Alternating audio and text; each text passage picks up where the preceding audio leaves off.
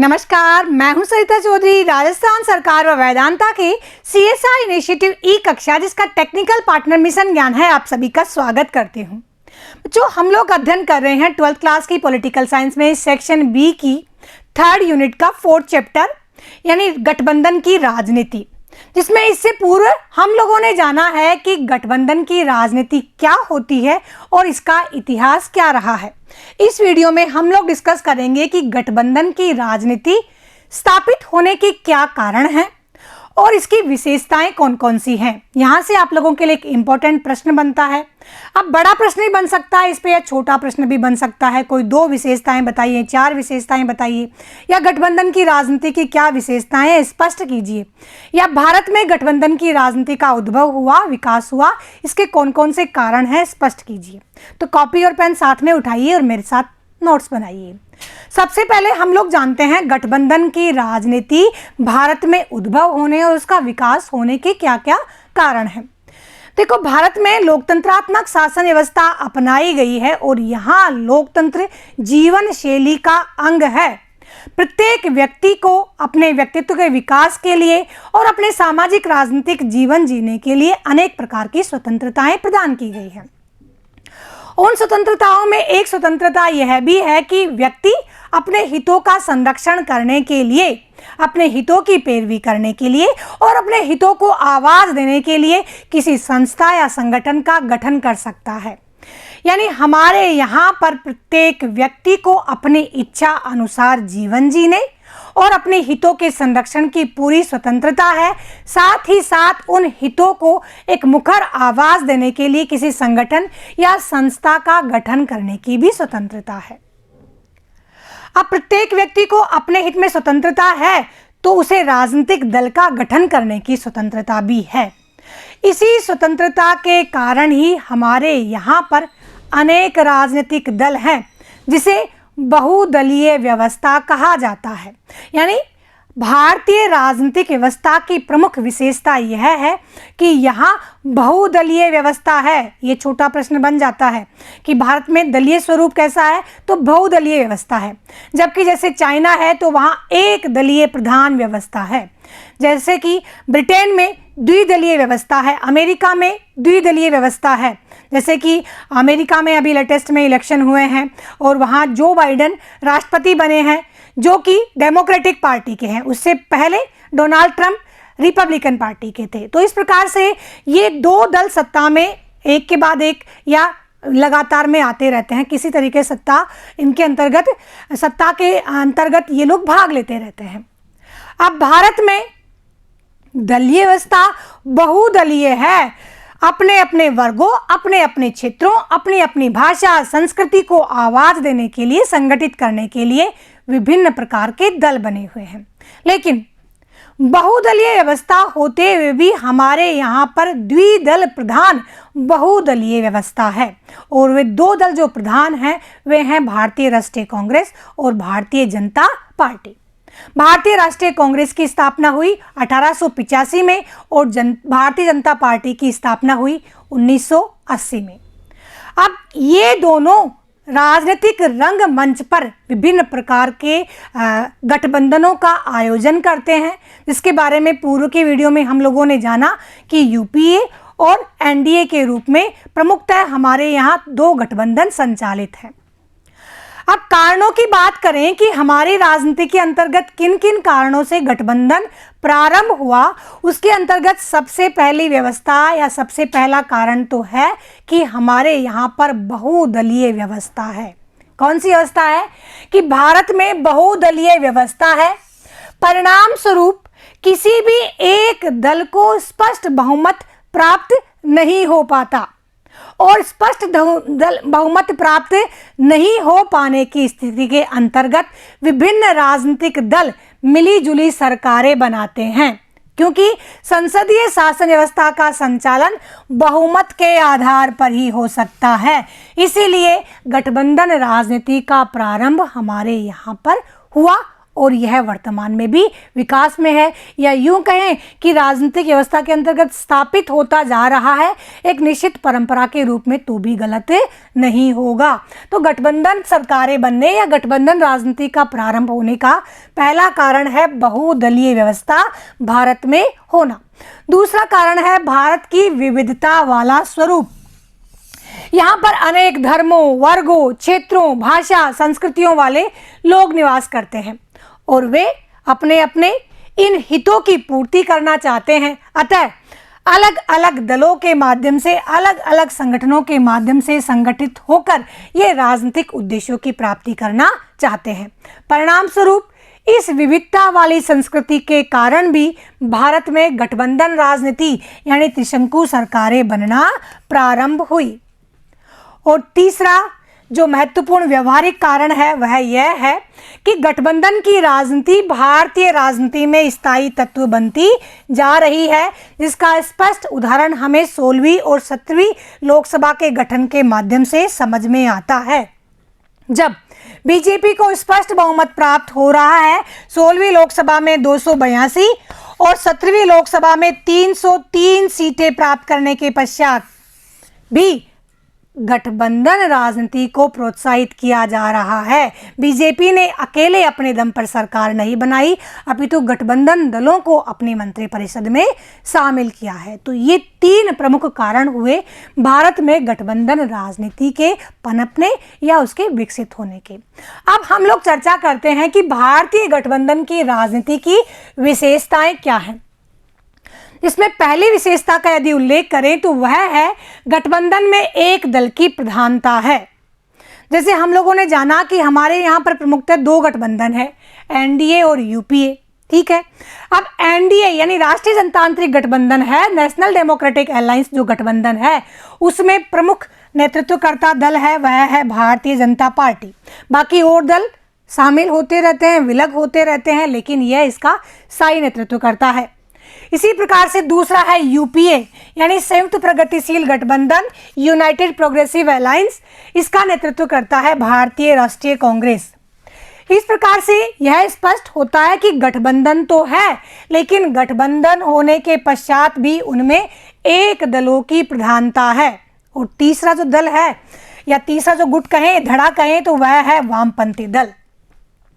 वामपंथी दल जो और अन्य जो क्षेत्रीय दल हैं, अन्य जो छोटे दल हैं, वे अपनी सांसदों की संख्या के आधार पर इन गठबंधनों में अपना प्रभाव क्षेत्र स्थापित करते रहते हैं। जब अधिक संख्या में जीत कर आते हैं तब तो दबाव की राजनीति के रूप में, या जब कम संख्या के अंतर्गत सांसद आते हैं तो ये साइड में चुपचाप बैठे रहते हैं। इस प्रकार से प्रमुखतः यह दृष्टिगोचर होता है कि भारत में गठबंधन राजनीति के अंतर्गत एक दल की प्रधानता है, एनडीए में बीजेपी की और यूपीए में कांग्रेस की। नेक्स्ट है गठबंधन में विचारधारागत समानता का अभाव, यानी गठबंधन में शामिल होने वाले दलों की विचारधारा में समानता नहीं होती, उस समानता का अभाव हमें दृष्टिगोचर होता है, क्योंकि आवश्यकता और परिस्थितियों के अनुसार वे एक दूसरे के साथ जुड़ते हैं और विलग हो जाते हैं। उनका प्रमुख ध्येय होता है सत्ता प्राप्ति करना, और सत्ता प्राप्ति के लालच में या मंत्री पद के लालच में वे गठबंधन में शामिल हो जाते हैं, और कई बार तो एक दूसरे का विरोध करने के लिए वे शामिल हो जाते हैं। जैसे कि 2016 में पश्चिम बंगाल की विधानसभा चुनाव में एक दूसरे के दूर विरोधी रहे कांग्रेस और सीपीएम ने गठबंधन किया। इसी प्रकार से बिहार चुनाव के समय जयप्रकाश नारायण के विचारों को आदर्श मानने वाली समता पार्टी ने कांग्रेस से गठबंधन किया। तो ये उदाहरण हमें यह स्पष्ट करते हैं कि गठबंधन में विचारधारागत समानता का अभाव होता है, परंतु सत्ता प्राप्ति के लिए वे एक दूसरे के साथ आ जाते हैं। तीसरी विशेषता है कि गठबंधन में स्थायित्व का अभाव रहता है। अब गठबंधन में होता क्या है, विभिन्न राजनीतिक दल मिलकर सरकार बनाते हैं, ठीक है। अब ये जब मिलते हैं तो किसी निश्चित उद्देश्य को लेकर, निश्चित लक्ष्य को लेकर रहते हैं, और जब वो लक्ष्य की पूर्ति नहीं हो पाती, यानी कोई उच्च पद लाभ का पद प्राप्त नहीं हो पाता, उनके हितों की पूर्ति नहीं हो पाती, तो वे उससे अलग हो जाते हैं।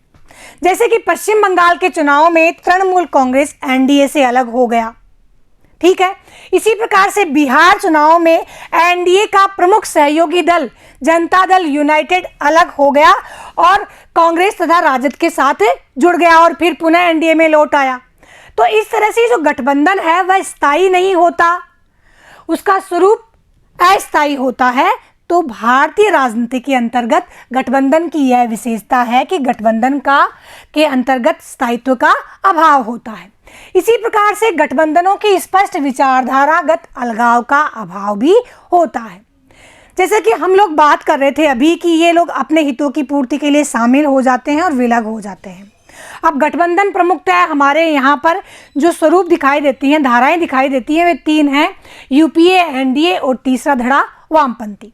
लेकिन जैसा कि हम लोगों ने देखा कि वामपंथी दलों ने मिलकर वीपी सिंह के समय भाजपा के साथ मिलकर सरकार बनाई थी और वामपंथी क्या मानते हैं कि यूपीए और एनडीए जो दोनों ही गठबंधन है वे पूंजीवाद का पोषण करने वाले हैं, लेकिन वामपंथी दल समय समय पर इनके साथ जुड़ते रहते हैं।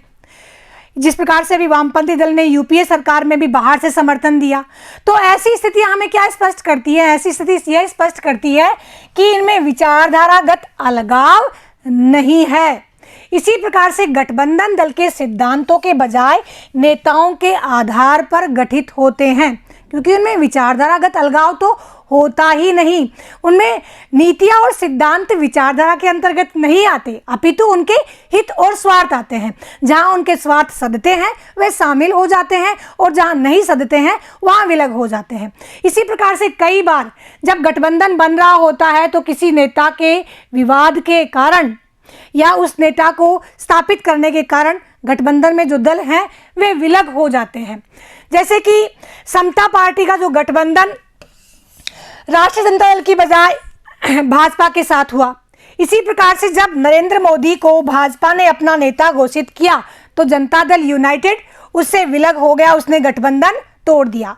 इसी प्रकार से 1997 में जब एसडी देवगौड़ा को प्रधानमंत्री बनाया तो 10 माह पश्चात ही कांग्रेस ने अपना समर्थन वापस ले लिया और कहा कि इस शर्त पर ही समर्थन मिलेगा जब इंद्र कुमार गुजराल को प्रधानमंत्री बनाया जाए। तो ये क्या स्पष्ट करता है?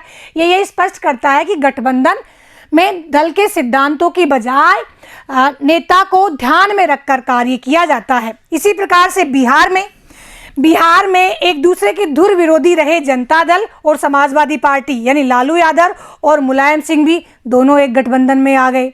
तो ये किस लिए? ये किसी दल को सत्ता में नहीं आने देने के लिए। तो इस प्रकार से गठबंधन में सिद्धांतों के बजाय जो नेता है उनके आधार पर गठित होता है और उसके आधार पर ही विलग हो जाते हैं। इसी प्रकार से अन्य विशेषता है निषेधात्मक आधार पर गठित राजनीतिक गठबंधन। निषेध, विरोध के लिए विरोध की जाने वाली राजनीति होती है हमारे यहाँ पर।